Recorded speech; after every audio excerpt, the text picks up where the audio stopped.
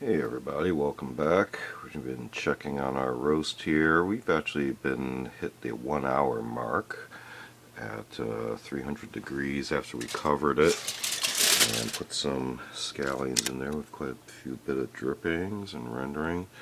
I stuck a thermometer in here. I'm not sure if we can see what we got here, but we are at the 170 degree internal temperature mark, which is right around pork, so I think we're good to go. So we've corrected our time based on weight here, so that would have been about roughly 15 minutes per pound, including the original sear time. So I think we're good to go here, and we're gonna let this rest.